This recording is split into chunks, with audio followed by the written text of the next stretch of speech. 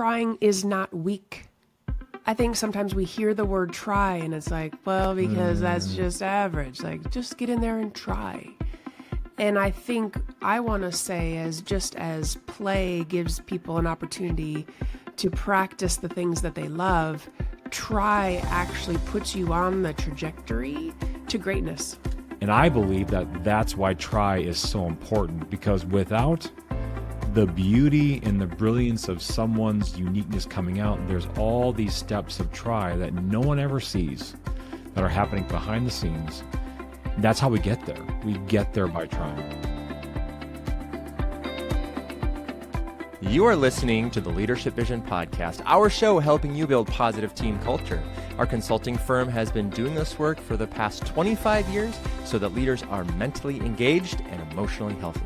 To learn more about our work, you can click the link in the show notes or visit us on the web at leadershipvisionconsulting.com. Hello, everyone. My name is Nathan Freeberg, and today on the podcast, we're talking about what it means for organizations to try.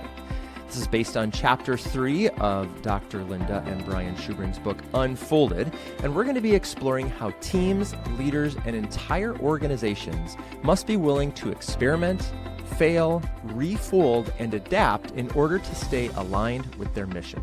We often think of trying as an individual journey, but teams are made of people navigating those same emotional and strategic landscapes. Together, we'll discuss what it looks like when a team dares to try something new, how to lead through doubt, and how the map of an organization can guide collective transformation. Brian and Linda Schubring, welcome back to the podcast. We are exploring Chapter 3 of Unfolded, Lessons in Transformation from an Unfolded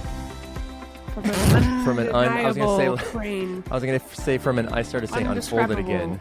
From an Origami Train. I am trying. Train of the train? Train? Crane? I said crane. No, you said train. Choo-choo. We'll rewind it. Choo-choo. We're talking about trying. This comes directly from Chapter 3. And for those who have not been paying attention, we're going through each chapter in the book. Dear God, you can't from an individual, yes, I can say it, from an individual perspective. Yeah, I'm just saying, if people haven't been paying attention to the podcast, I know you're trying to say. If they're not following along, they may not know that we've been going through each chapter twice. Once from like the individual perspective, and then a second time from a more business or organizational perspective. And today we are talking about trying as, strategic experimentation, or as like this larger collective idea. So before we get into some of our points here, what do either of you want to say about this? What I want to say, first of all, is that we have firsthand experience with both teams and organizations that put this concept of try into practice. I also want to say from the beginning, it's not as easy as it sounds. It is really intentional, and it takes some time for the trying to actually pay off. So this is not necessarily an easy concept to integrate within a team or within an organization. Right. Yeah. Well, I never thought it was going to be easy. So if anyone thought that it was it was easy, I'd like to hear their strategies. It's not easy, especially when you're in a high-performing organization and the expectation is that you hit bullseyes every single time. And we were with a board yesterday and facilitating some conversation to help really invest in some of these trustees. And some of the conversation was traversing in one way, and a board member just raised her hand and said, I can't wait to celebrate when we make a big failure. Like when we have a big failure, when we make a big mistake, and it wasn't necessarily, you could feel the kind of the shudder of fear or like, what did you just say? Right. And she was right. And I think celebrate is often maybe a big word around that. Like you don't necessarily throw a party for all the things that maybe didn't go your way. But we have found that the organizations, the teams, the groups of people that are making innovative moves are the ones that are willing to take calculated risk. And what we would say is try. And how we talk about try is practicing with intentional practice. Yes. And so organizations that try, they have several unique characteristics. One is that they have clear goals. They have goals, they kind of know where they're going to go, and they have this expectation that each person has the ability to experiment, to innovate, and to create, and to partner with different people to get there. So there is also an element of freedom in how an organization or a team allows people to try. And there's also encouragement and a lack of judgment as people are trying, because there's this idea that you can practice. There's a sense of failure, and it's not judged if you fall down. And the team also has this idea that if we try and it doesn't work, you can try again. And so that mentality creates an openness and a willingness for people to participate. And that's one of the most unique things, is that to try means we're willing to experiment. To try means we're willing to practice. To try means we're not afraid to set goals, and we're not afraid to try new ways to get there. And we're certainly not afraid to ask for help.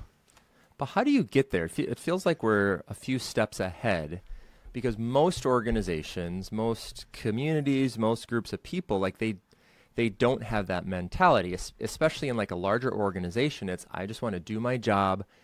I don't want to get fired. I don't want to take a risk. I don't want to, experiment because the risks are too high. So how do you get a team, let alone an organization, to get to that level of comfortability where they want to try, they want to maybe risk a little bit here or there?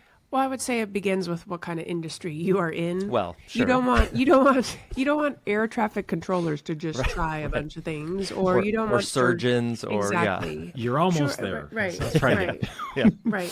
So obviously it's industry specific, but there is an opportunity, I think, for innovation outside of the actual event or whatever is happening, or the job responsibility. So my guess is, even with air traffic controllers, they are learning how to Simulators, help planes, how let them not run into each other.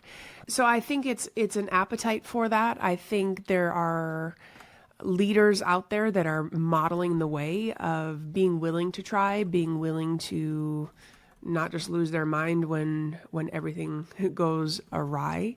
And they have a tolerance for some risk, a tolerance for some mistakes, obviously not life or death ones, but ones that, well, let's just try it out. Let's just practice. Let's see if this will work. Because if we do some testing and we do some iterating, maybe we'll bump into something that will be really helpful. Because try reflects and is specific to one's context. So it's going to be unique and different in every space. The pressures of the outside context right now are demanding, and that's a big enough word. They are demanding a new response. The same old ways are not working. You're not getting the same results. That's obviously the definition of insanity. And so when context is, the outside pressures or outside context is shaping how people are acting, interacting, approaching the work, approaching the things that they're doing together, the collaboration, it is then that it's almost like the culture outside invites a new kind of way of going about business or working together, and that is try. Well, I'm jumping ahead in our notes, because what I hear you saying is you need to refold. Like, is that what we're talking about? Like, the organization needs to refold. The organization needs to adapt, change, the context, all this stuff. Are we at that point of the conversation yet, or is there more in this middle section here? There's a before. Okay. Because sequentially, there is try, there is experiment, there is unfolding.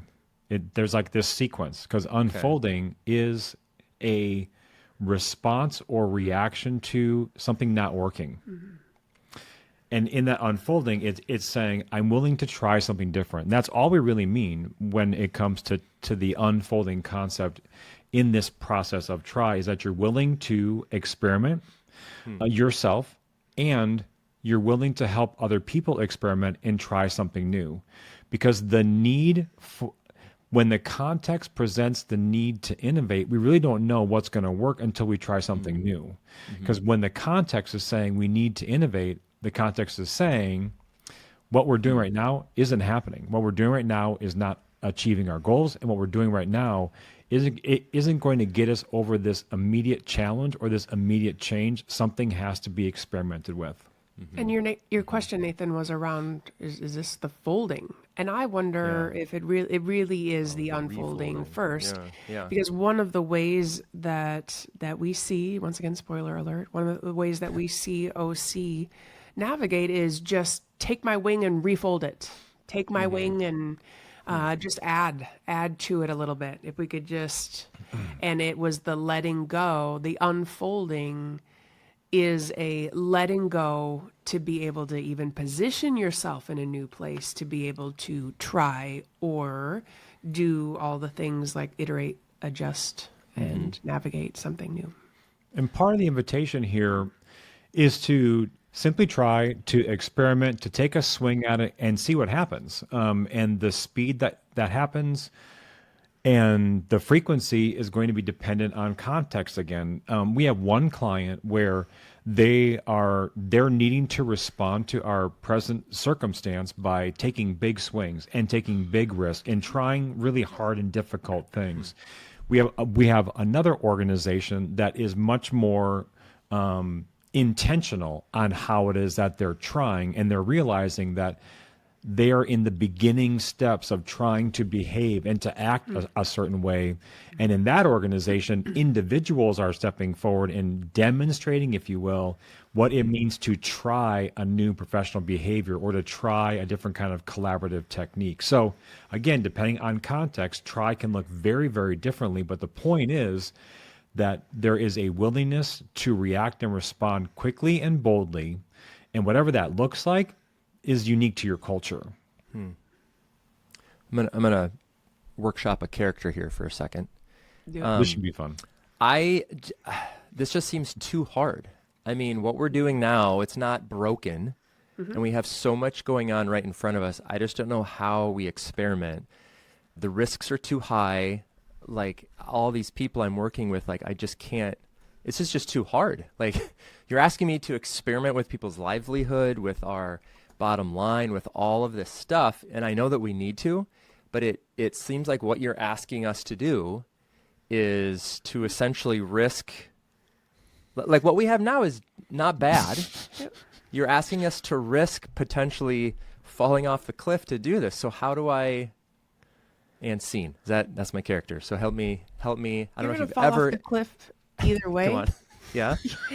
You're gonna fall off the cliff either way. Okay. May as well try something new. We hear that, and I think that there's our brains want that. Our brains want the comfort. Our brains want the predictability, the certainty that gives us a sense of maybe an illusion of groundedness.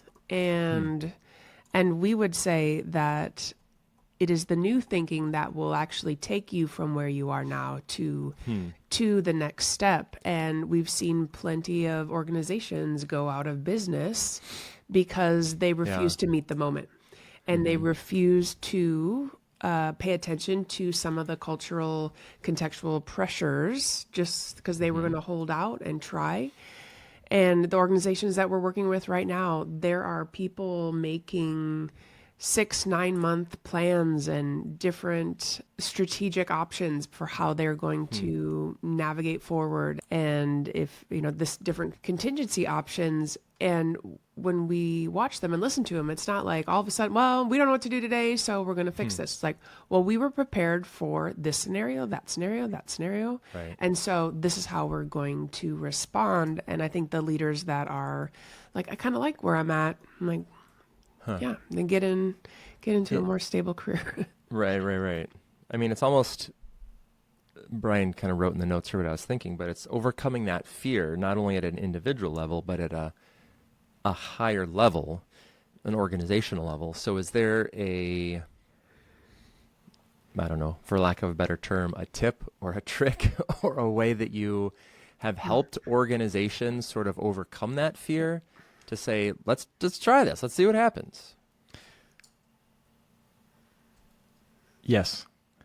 Okay, next question. This isn't the answer. I know. Because the fear part, the uncertainty, the unknown, the memory can all create these barriers that keep people from trying.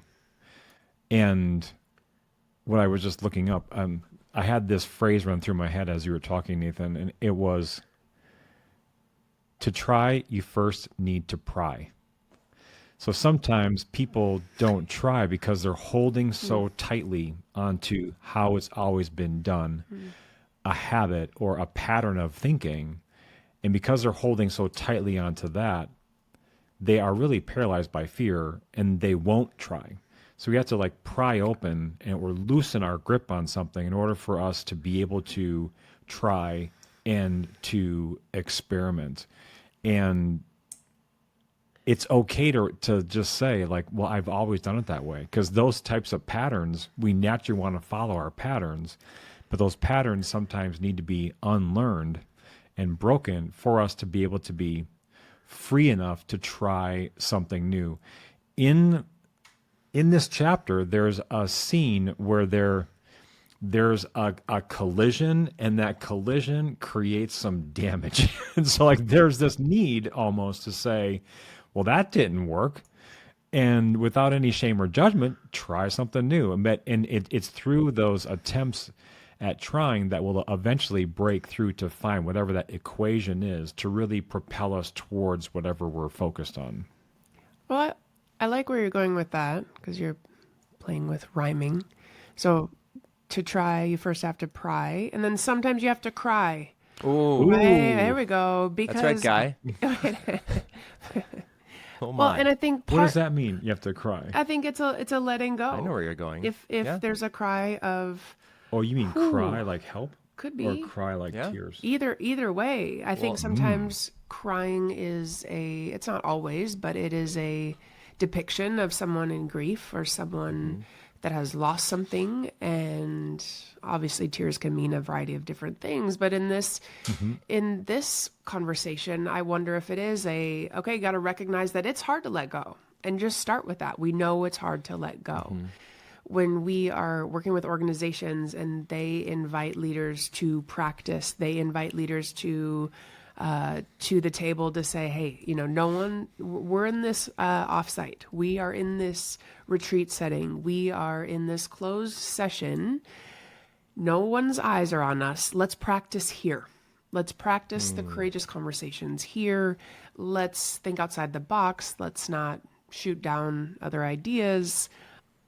Or let's shoot them down quickly and demonstrate resilience. And so a lot of times it takes some framing, it takes some parameters to be given in order to try successfully and to have the courage to even step in and practice. Many organizations have us play this role of instigating more try behavior.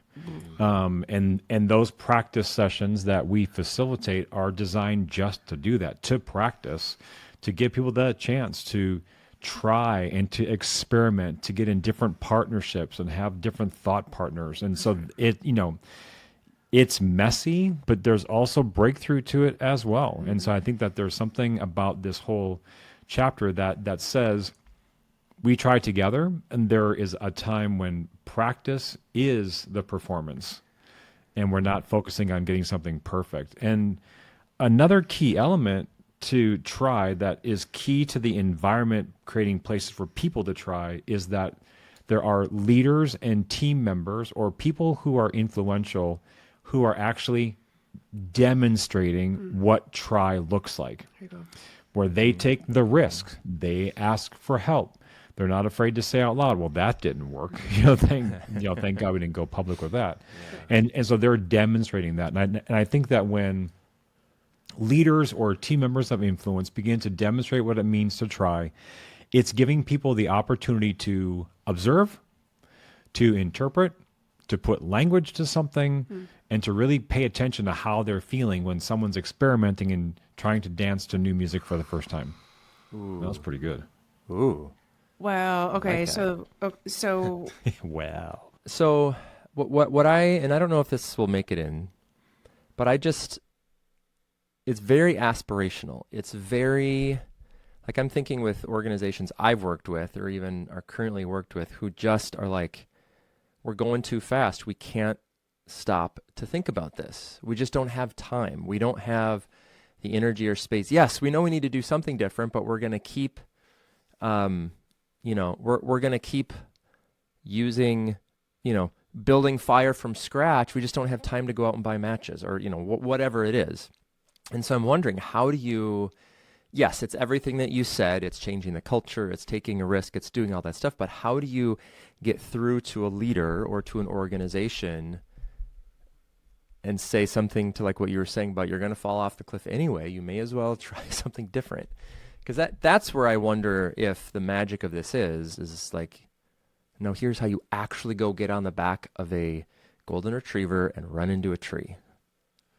The magic happens when the leaders in the moment are ready for something new to emerge. Mm-hmm.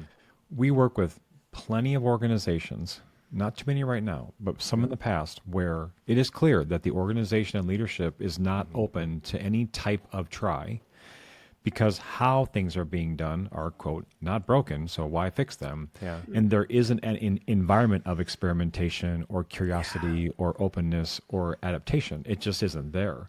Mm-hmm. So what you're saying, Nathan, is true. Maybe the invitation is for us to ask, is our environment a place where try is welcome? And if not, then I think that is a place of acceptance as well. And I would say, don't start with the biggest things. So how do you run some smaller experiments of, we're going to change this. This will take a couple hours. This is not going to take a whole team effort. How did it go? What did you learn? What did you bump into? How can AI help with some of the, navigating of some of the what feels like maybe menial tasks? And the consistent trying, I think, will, in those small areas, will give people and perhaps teams a greater degree of confidence in order to tackle the big, we have to press pause. We have to go slow to go fast, or we'll just burn ourselves out. We'll burn out the team, and we might. I like that. We might disappear. Mm-hmm. So, I have some actions. Well, so a couple final things here. I want to read this conclusion and just get your please. Hot takes. I have some action steps that we'll include in the show notes and the blog post. But one of them is kind of what you were saying. A team practice is identify one area this quarter or this week, whatever, where your team can experiment without fear of failure. So maybe after you ask that question is, why don't we have a try culture? All right, this is weird. Well, what if we identified one area where we can try something and then see if that sort of gets that flywheel moving? Okay, so here's the conclusion. Organizations, like people, are made of stories, shapes, and dreams. To grow, to innovate, to become more of who they're meant to be, they must try. Not once, not perfectly, but persistently. Trying becomes a culture, not just an action. And when teams are willing to refold, reimagine, and reach out, they move closer to the light of their shared vision. Your thoughts? My initial thought is that trying is not weak. I think sometimes we hear the word try and it's like, because that's just average. Like, just get in there and try. And I think I want to say, as play gives people an opportunity to practice the things that they love, try actually puts you on the trajectory to greatness. Try puts you on the trajectory to greatness. Yeah. I like it. I think try is the only way. We were once watching an artist live, and she was painting a life-size painting. And it was clear, the person that she was painting was coming into full view. You could see the features of this person's face. You could see the background. And the artist, she was so into this, and we're thinking, man, this is beautiful. And then all of a sudden, she takes this one motion with her hand and swipes the whole thing clean and just continues to paint something right over the top of it. The point is, what she was trying didn't work. and she just kept right on going without changing a canvas, just kept working off of the previous try. And eventually, her masterpiece came through, but then you realize that there were layers and layers and layers of try that were built behind what the end product was. And I believe that that's why try is so important, because without the beauty and the brilliance of someone's uniqueness coming out, there's all these steps of try that no one ever sees that are happening behind the scenes. That's how we get there. We get there by trying. Absolutely. Well, Brian and Linda, thank you so much. This is, I always love these conversations when we take, these words that you wrote on the page that are now static, and we make them dynamic through this conversation, and hopefully open up other people's ideas to maybe for future and further application of them. So thank you. Yeah. Thank you.